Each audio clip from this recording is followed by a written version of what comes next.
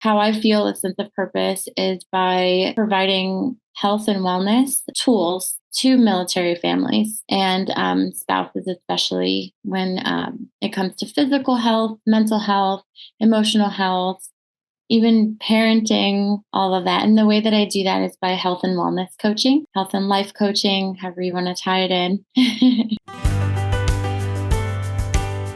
Welcome back, friends, to the Discovering Your Calling podcast. This is your host, Sheri Miter, and I am joined here today with Iovanna Chase. I'm excited to have this conversation because we have a very special bond in coming from military families. So I know this is going to be a very inspiring interview and conversation to have today. So welcome to the podcast. Thank you so much, Sheri, for having me. I'm excited. Great. So as you know, the show is about having people share their true calling story and what they're doing today in this season of their life that feels right, that feels good. And I know you have a very interesting story to share. And it's also tied in again with that unique experience of being a military spouse. So I think there's so many layers of what you'll be able to add for value to our listeners, because we do have some military spouses that listen to the show.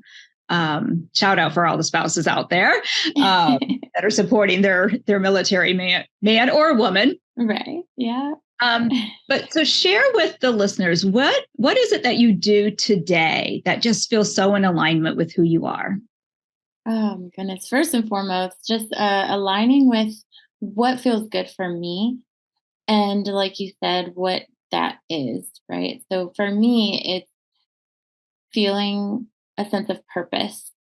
So how I feel a sense of purpose is by providing health and wellness tools to military families and spouses, especially when it comes to physical health, mental health, emotional health, even parenting, all of that. And the way that I do that is by health and wellness coaching, health and life coaching, however you want to tie it in. Yeah. So how did you get into that? Oh, yes. So I was a behavioral therapist for children with autism for 8 years. And what I realized while working with the children was that the parents, and these were children of military spouses, military kids. And what I realized was that the parents really were burned out. I started as a respite care provider, so it was like a bona fide babysitter because I had this background in behavior, and so they needed more qualification for children diagnosed with this autism spectrum disorder. And I realized very shortly that the parents needed a little bit more time than just 24 hours a month. They needed, possibly an 8-hour day or, possibly more than just, I'm going to work, please take care of my child. It was more like, maybe I really do need a respite care myself. I need some self care. I need time to be able to do something else with my spouse, other things, and support with their children too, not just therapies. And so when I realized that for myself and then I became a mom, I understood that on a whole different level.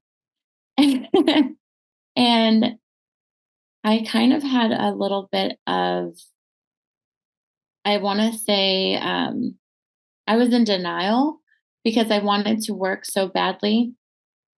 And I also wanted to be the mom that stayed at home and took care of my kids and had that quality time. And I couldn't because I had student loans to pay off and I had a car to pay off and I wanted to help my husband financially. So I had all these responsibilities that I was internalizing. I didn't have to do them, that I learned later, but I did. And so I had a little bit of an anxiety breakdown. And so when I went to my doctor, um, he recommended that I go see a social worker, and I was diagnosed with postpartum anxiety.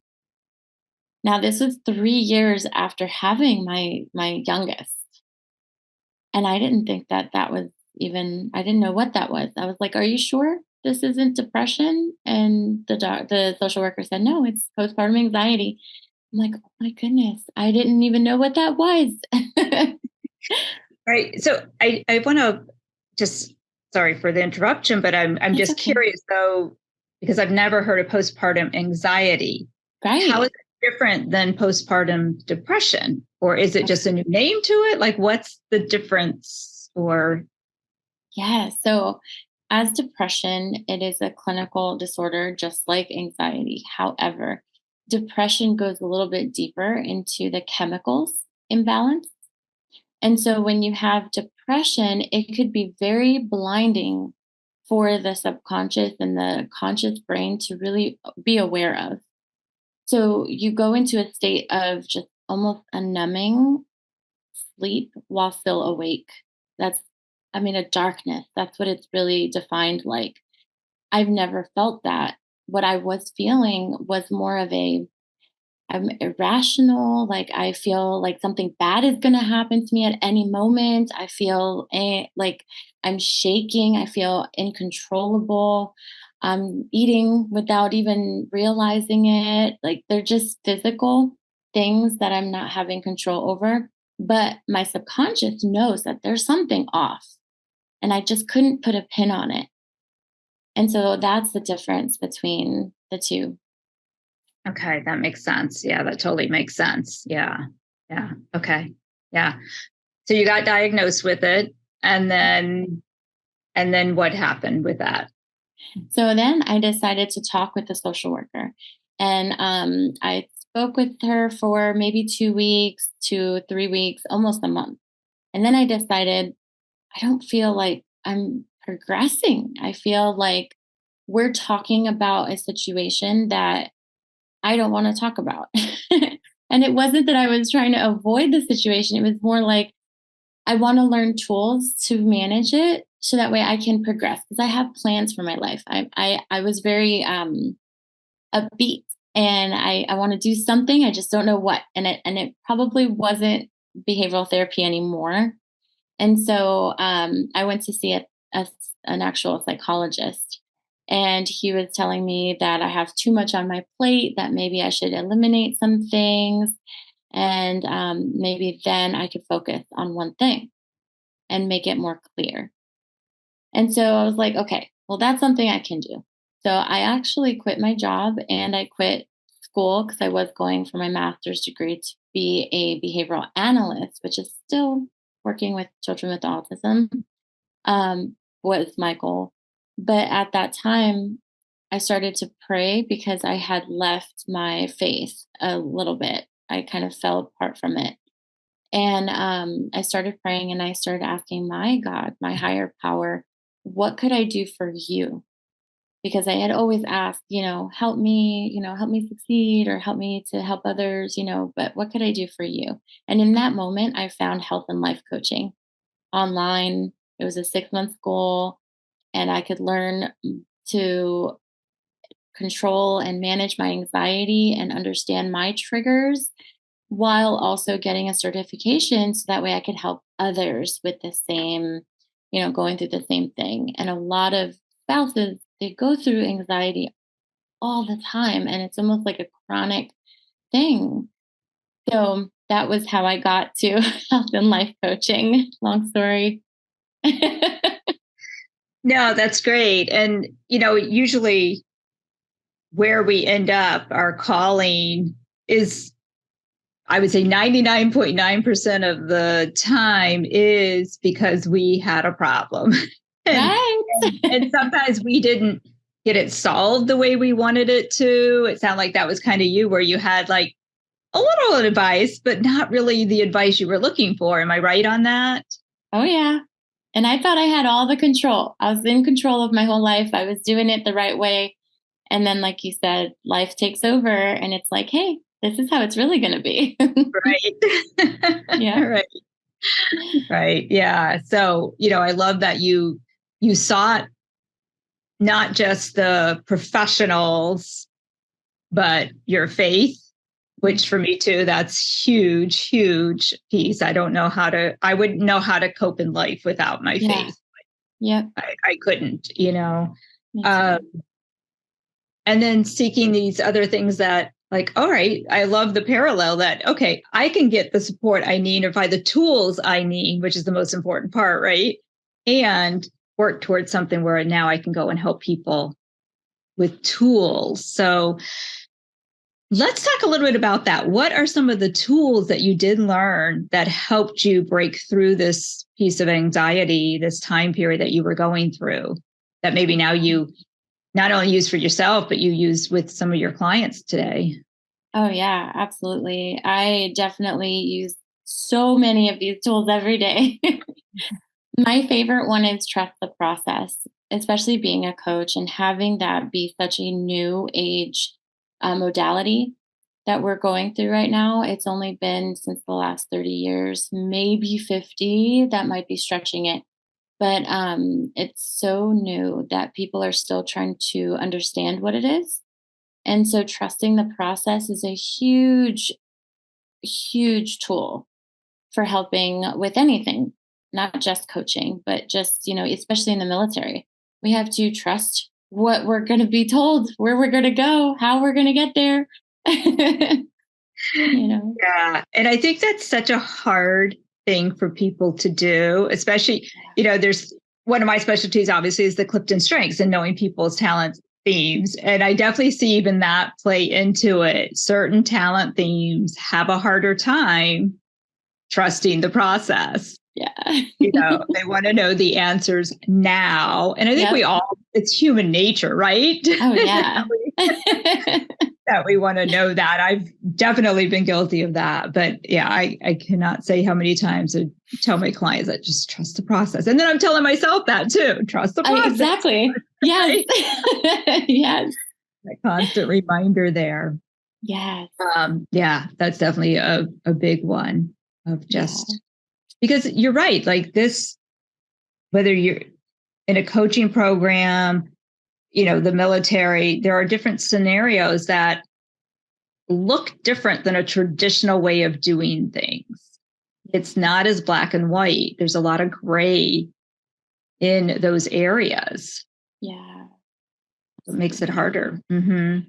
Yeah. And then, going through breathing exercises, that was another tool that I learned that really the benefits of breathing, we take it for granted. Right. Yes. Um, Even visualizing with mm. intention, that is something that I didn't realize that could be so powerful. And what does that look like? Visualizing with intention. Yeah. So if you have a worry, let's say about school, let's say little kids, they're going to school and they're like, oh, I don't know. I don't know. I'm worried, especially after COVID, all of that. They want to be able to have a good experience. So Mm. let's say that they didn't have a good experience last year. We could then have a session where we're visualizing what exactly it is that they want to have happen that first day.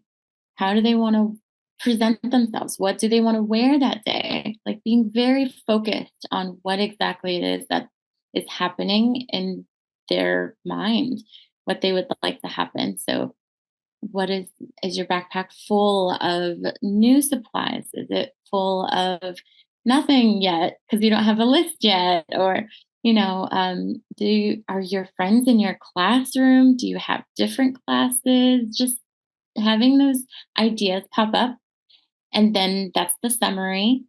And then before we get into the visualizing exercise, we'll actually sit and just talk about, they'll sit, close their eyes, maybe be relaxed. And then we'll talk about, hey, you're waking up, your alarm is going off, and we're getting ready for the day. We're saying our gratitude exercises and maybe listening to music. Are you taking a shower that morning or the night before? And just going through those little steps of the day before it actually happens. This way they're in visualizing and a positive experience, and they go into it with a positive experience. Yeah, I love that. I huge on the visualizing the outcomes you want. And again, I'm high futuristic with the talent theme, so that plays very high. And it's interesting because just recently I don't go into quite as much detail of that. I love that you do that, especially with kids. But it's interesting again with the talent themes. I realize like people without high futuristic in their Clifton strengths have such a hard time doing exercises like this and visualizing the future. Yeah. Do you find that with kids? Do they have like, are they having a hard, do some of them have a hard time doing this exercise, or do most of them as a child with your prompting, can they do it pretty easily? Well, I don't coach kids, but I do play with my kids and I play with their friends and we talk. And I always try to make that a quality experience versus just Mm. the here, go play, you know? So, Okay. but yeah, when we have conversations, we do kind of talk about those kinds of Mhm. experiences, like how was your day? What was funny? You know, and they explain it. Mhm. And I think that they're so pure and still so innocent, I want to say, and not so exposed to negative things Mhm. that they are able to use their imagination a little bit more and they are open to all of that Yeah. explanation. Yeah. Right. Right. So, um, I'd like to talk a little bit about like what it's like trying to find your perfect calling when you are married to somebody in the military. What are the challenges that either you've experienced or you see other spouses experience that maybe those in the traditional world may not experience as much? Yeah, that's a great question. I often see a a resilience as to I'm stuck. I feel stuck. That's what I often see is that I can't progress because I am a professional. Let's say that on one spectrum, I am a professional and I have my license in one state, but it's so expensive to get it in the other state. And every time we move, it's a different cost or it's a different, time limit in order to get the licensure and then start working financially, right? And that purpose is fulfilling for that person. And so those are some struggles I see on the professional aspect. And then let's say the spouses that don't exactly have that yet, they haven't found it yet for themselves. They are still finding it. They find time within their schedules to, if their kids are of school age, perhaps I've seen a lot that do exercise and they move and they find joy in that, or volunteering and they find joy in that as well. So it's not necessarily that stuckness. But then I also see a stuck kind of, I'll never find what I want to do in life because I have to follow my husband or my spouse. My kids, I have too many, or, I don't have time. And it's just this almost like I don't want to say a victim mentality, but because I know some realm of that expertise, it is a somehow victim mentality. And it's not always their fault. It's not. Right. Um, but in some cases it's just like there's nothing else. I don't know if you've ever seen Soul Surfer. What was it? Soul Surfer, the movie. Mm-mm, no, no. No, there's a scene in there where one of the camp counselors, she's showing the kids how perspective works, and she's showing them something up close, like really close to the camera. And she's like, Mhm. "What do you think this is?" And they're all guessing different things, and then they don't get it. But when you take away the camera from the object, you can see a better perspective. It's Mm, just like that. yeah, That's what I love to help clarify in some cases, because yes, it can be overwhelming and that angst comes in and it's just so trapping. It feels like a trap, and those are those different scenarios I've seen. yeah. So a lot is just like reframing, like you said, reframing the thought. Hmm. So, all right, yeah, maybe you can't do this, but what can you do? Kind of mentality, Right. right? Yeah, Yes, exactly. yeah, yeah. Yeah. Um, For you, did you find that were you moving around a lot with the military, or kind of, are you guys all in one place? Like what Yeah. has, Sorry, go ahead. I was going to say, what has been a challenge for you as far as creating your career around being a military spouse? Yeah, it was really hard at first. We stayed in one place for a while. Fort Campbell, it's a black hole. Everyone who goes there kind of stays for a little bit longer than most stations. But what I realized is when I was first, well, I guess we could go back a little bit if that's okay. I could explain a Mhm. little bit about my personal situation because some people have gone through this too. Is where I graduated from online. I have my of science in behavioral science. But because it was online, I was never counseled into getting experience while I was getting my education. And so when I was done and I graduated, I was like, yes, I'm ready. I'm going to go into the workforce and I'm just going to get hired anywhere I go because I have this qualification. Well, that wasn't the case. In Kentucky, I was overqualified, Oh, but with geez. no experience. And I'm like, but I need the experience. I want to work. Why aren't you hiring me? I want to work. And then everywhere I applied to ended up being outside of my professional background. And I had to kind of not scoop down, but go to a different realm as to further. I would have loved to further my career, but instead I had to find other jobs that were hiring that needed people. And so I would just go there. But then what I realized when I went there, one of their questions was, are you a military spouse? Mm.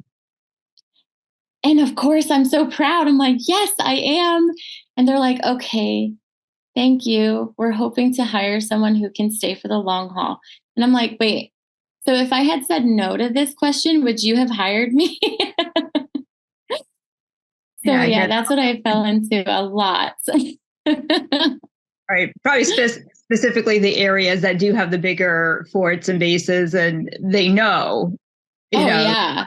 yeah, they know to ask that question. Yeah. So, Yes, exactly. yeah, which is part of what I hear, that makes it challenging for the spouses. Yeah, And that's why I think so many do go like you to create more of a virtual exactly. business. So it Yes. doesn't matter, right? And take control for yourself Yep. um, and create your own. Was that part of why you did do this? I'm just curious now that we're saying this, like, Oh, how did absolutely. what you decided to do? Absolutely. There comes a time where your spouse in the military, they have a contract of 4 or 6 years. And when that time is up, the guys or the active duty soldier or airman or the active duty member, they have a decision to make. Will they get out or will they continue their contract? And at that point was where everything happened. My anxiety, like his decision and the control of wanting to progress my career, all of that was happening all at the same time. And we had to make a decision together. And that's why I decided to go and get my master's. But then that happened. My anxiety came in and I decided to just X that whole thing. And I decided, look, health and life coaching is actually growing right now. This was in 2018. And it was actually growing at that time. The VA was doing their CPT code research with the veterans and providing health coaching with veterans and helping the National Board of Health and Wellness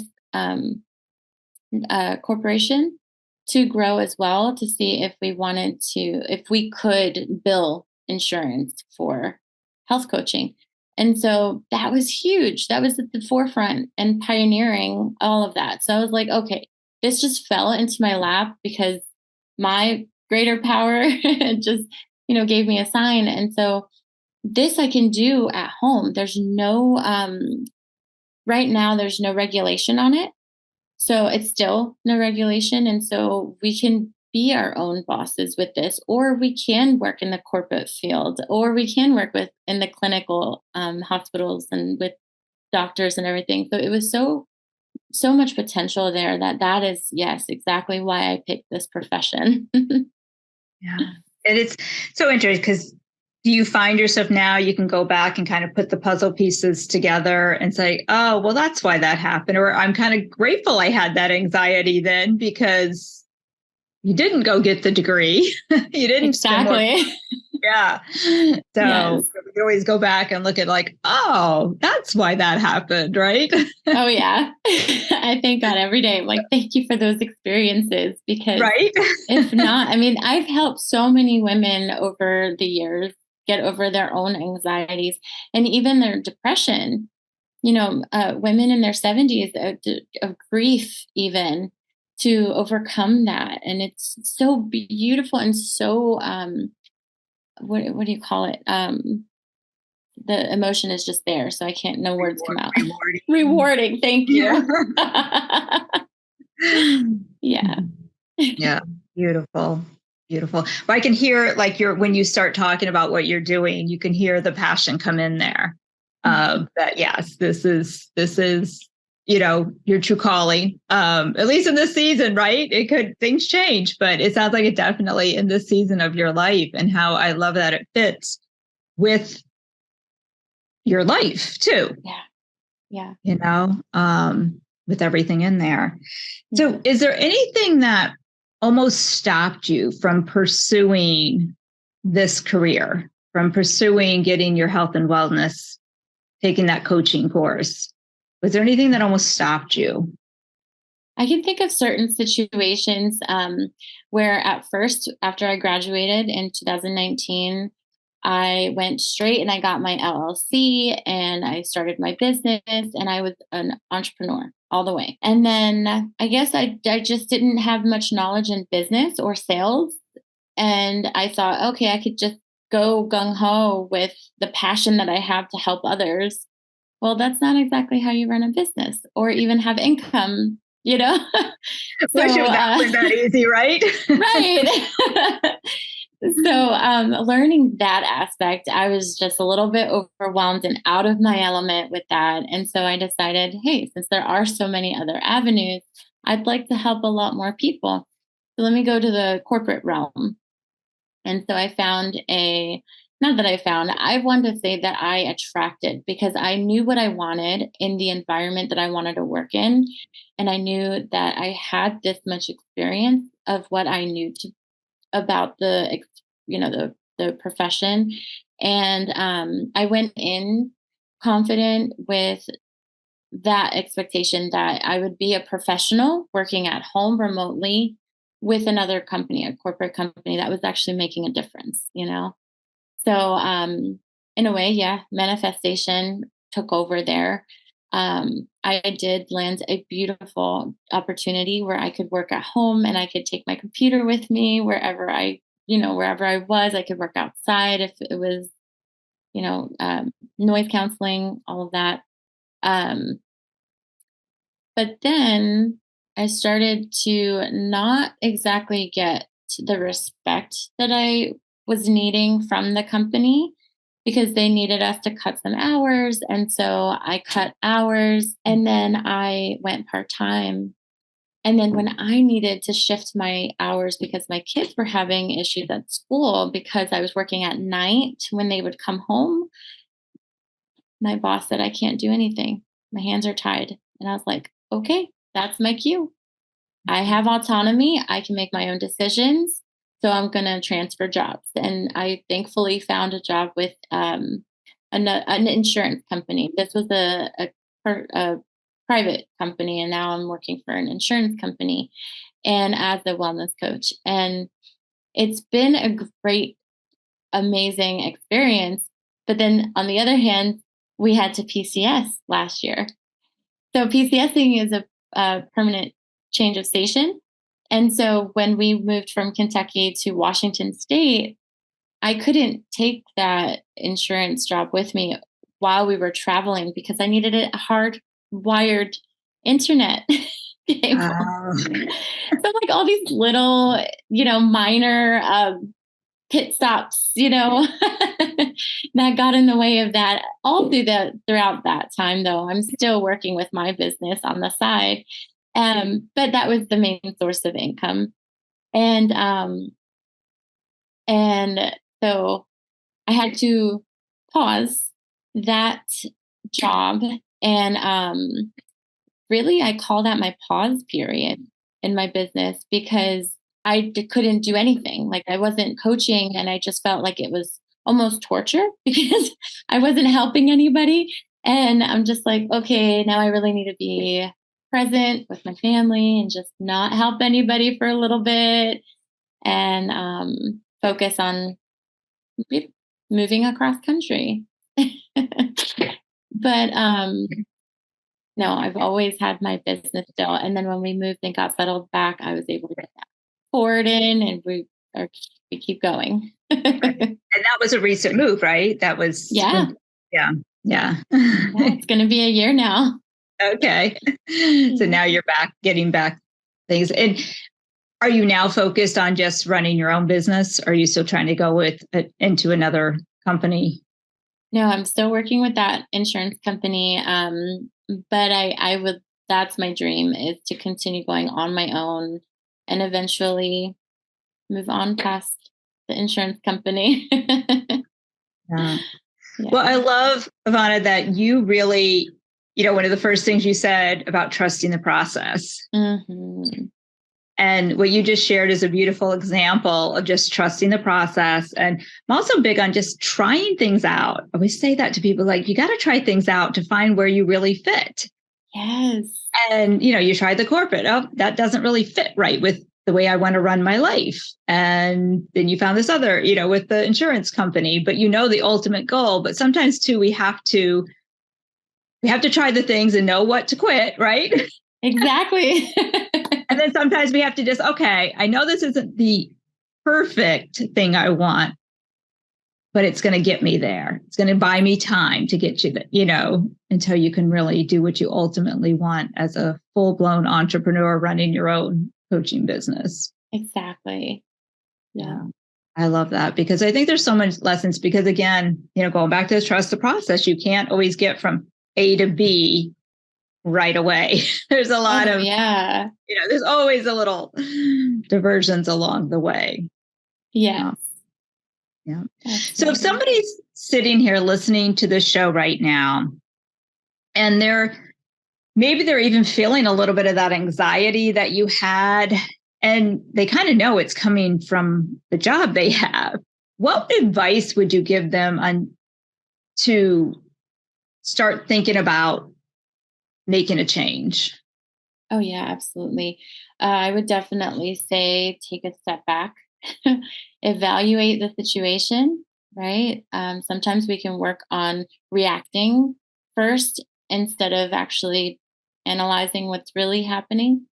And so figuring out, when you step back after you've done that, what is actually happening? What is the fact, and what are you thinking? Because thinking can be construed.